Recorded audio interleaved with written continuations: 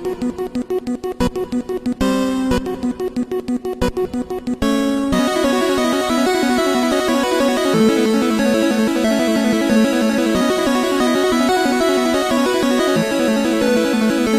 afternoon, DC. I'm Emma. And I'm Kara, and today is Thursday, December 5th, and here's the news.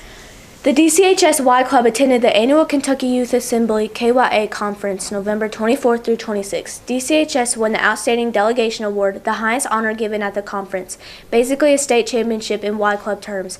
This is the first time DCHS has won this award in over 20 years.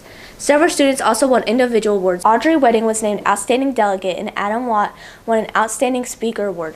Jada Prater was chosen to serve as the Bluegrass Senate Committee Chair. Kylie Sherrill was named Outstanding Advocate for being one of the top 4 participants in the Supreme Court program. In group honors, a bill written by Claire Bean, Xander Brubaker, and Savannah Reed passed the Bluegrass House and Senate, while the bill written by Camden Clark, Ethan Easterday, Noah Owen, and Kayla Vanover passed the Commonwealth House and Senate and was written by the governor.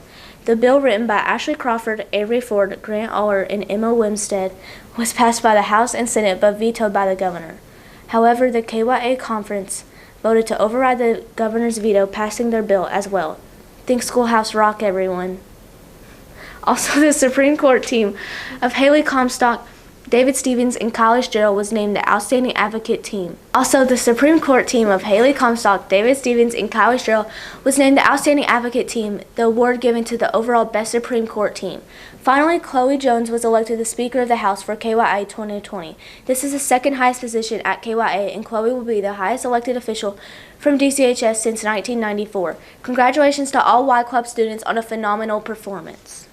Attention students, anyone interested in running track in the spring, please come to the front office and fill out a sign-up sheet. These sheets need to be returned to Ms. Shelton in the front office once completed.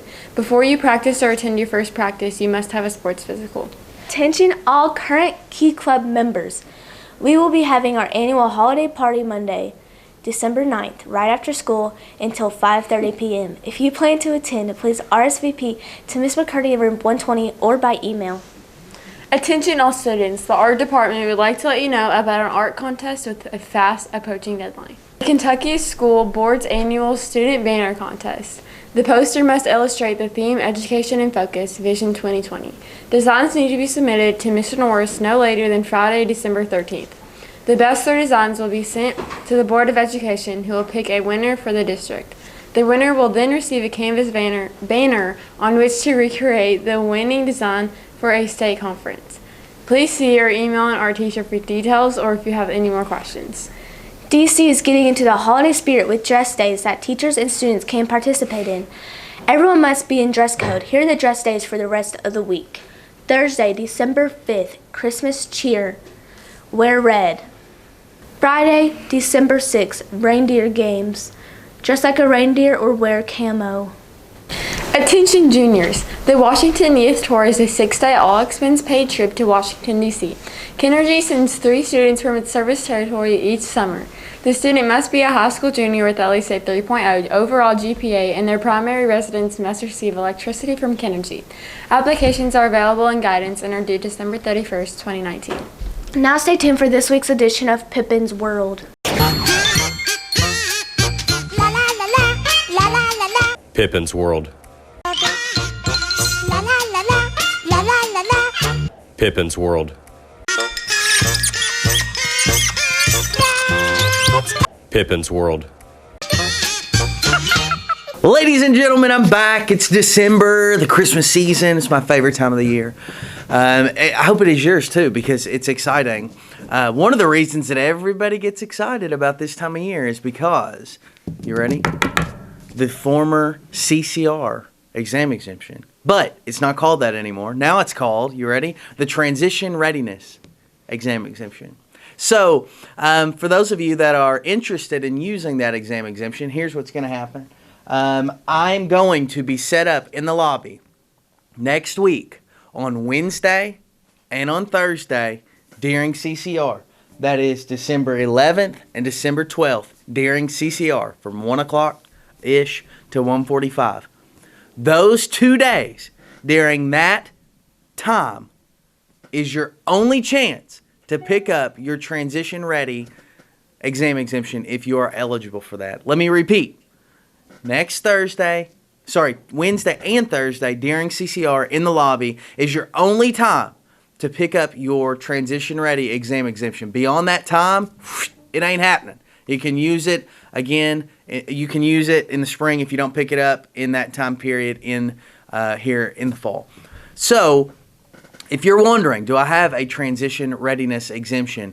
If you are a freshman, a sophomore, or a junior, the best way for you to recognize if you have this exemption or are eligible for this exemption is to see if you have an 18 in English or a 20 in reading on the ACT and a 19 in math. That's probably the best way for you to see if you are a freshman, sophomore, or junior. If you're a senior, there's a whole lot of different ways that you can reach transition readiness. In fact, 180 different ways. So you might just want to check with us if you are a student who has not met those benchmarks, but you think you might be transition ready in another form or fashion. So you'll be able to check with us on that. Please, teachers as well, please do not send students to me in the next few days before Wednesday to say, do I have a transition ready exemption? Please ask them to just check their ACT scores, and if they're a senior, they can check with us on Wednesday and Thursday in the lobby during CCR in order to get that transition ready exemption. The other thing on that, and this is unfortunate, and it's not my fault, but the October ACT scores are not in Infinite Campus yet, so there's no way for me to pull those scores as an indicator for transition readiness. So I'm sorry about that.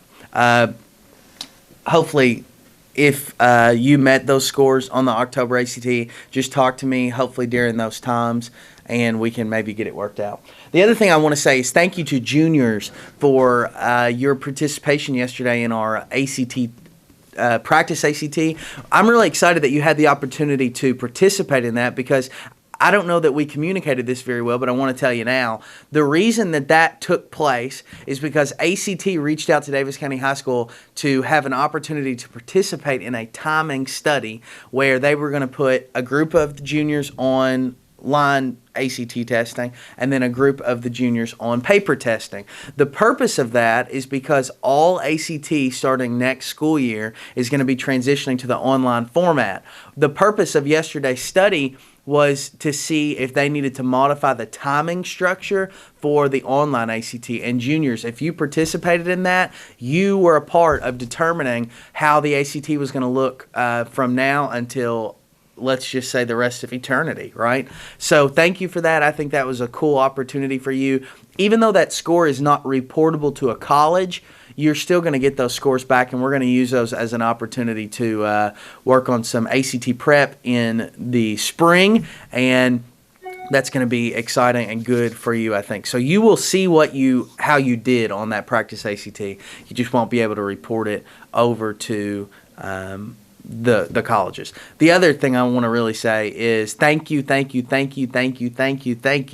to Miss Carrie Wilkerson and Miss Terry DeRosset. They worked really hard to coordinate that whole thing, and I think it went off really, really well. Also, thank you to the teachers that helped by proctoring, and also the teachers that came by and just took a look at that online ACT.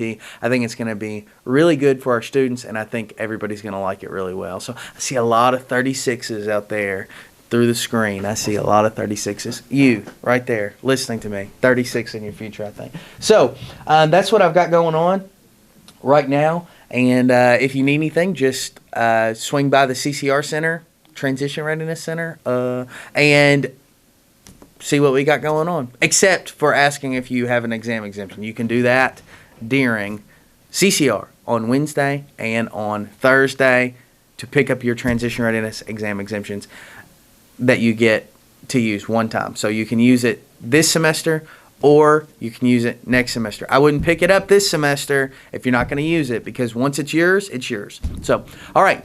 Have a great day, everybody. Go Panthers.